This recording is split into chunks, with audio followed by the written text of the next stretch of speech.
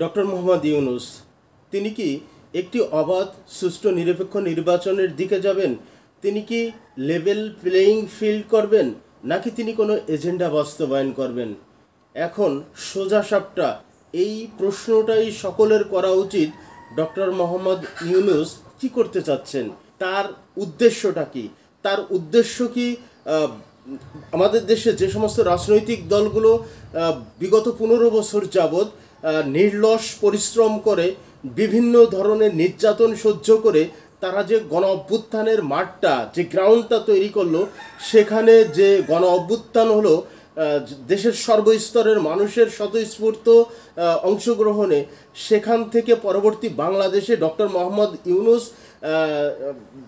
অন্তর্বর্তী সরকারের প্রধান উপদেষ্টা হলেন। তার কাছে চাওয়াটা ছিল কি? আমাদের তার কাছে এই দেশের মানুষ কি চেয়েছিল?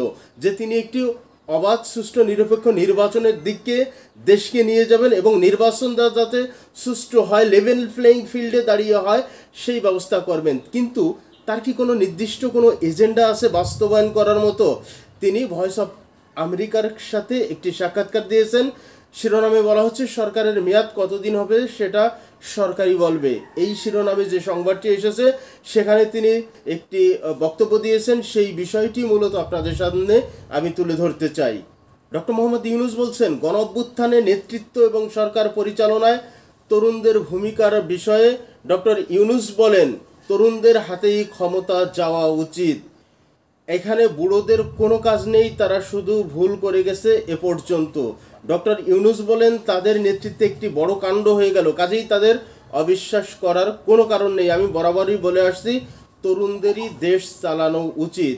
তিনি প্রথমত বলছেন, তরুণদের হাতেই ক্ষমতা যাওয়া উচিত। এই দেশে ক্ষমতার চেয়ারে বসবে কে, ক্ষমতায় কে যাবে, সেটা নির্ধারণ করবে একমাত্র দেশের জনগণ।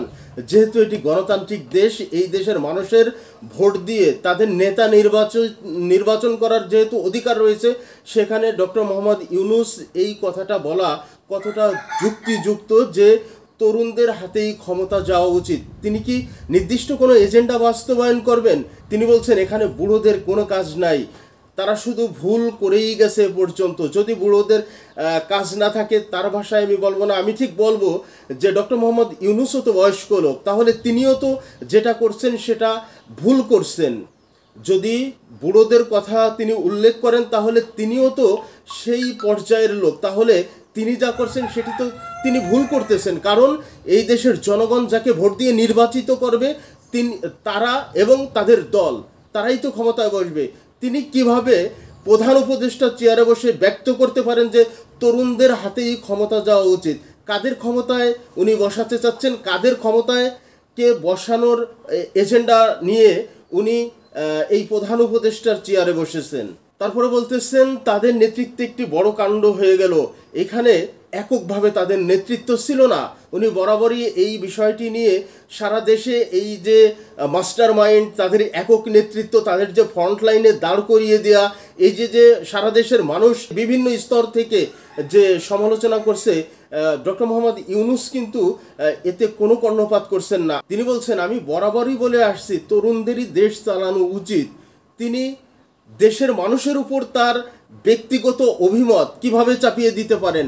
তিনি প্রধান উপদেষ্টার চেয়ারে বসে তিনি কিভাবে এইটা ব্যক্ত করতে পারেন যে তরুণদের, কোন তরুণরা দেশ চালাবে, কোন তরুণরা যোগ্য, সেই তরুণরা কোথায়, তারা নির্বাচনে দাঁড়াক, তাদেরকে নির্বাচনে দাঁড় করিয়ে দেন আপনি। তারপরে দেশের মানুষ যদি তাদেরকে ভোট দেয়, তারা দেশ চালাবে।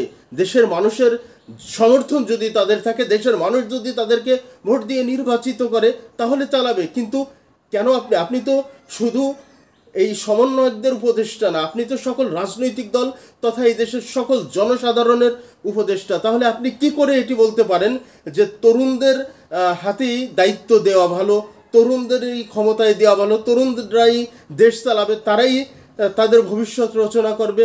How funny! কি করে আপনি এটি বলতে পারেন?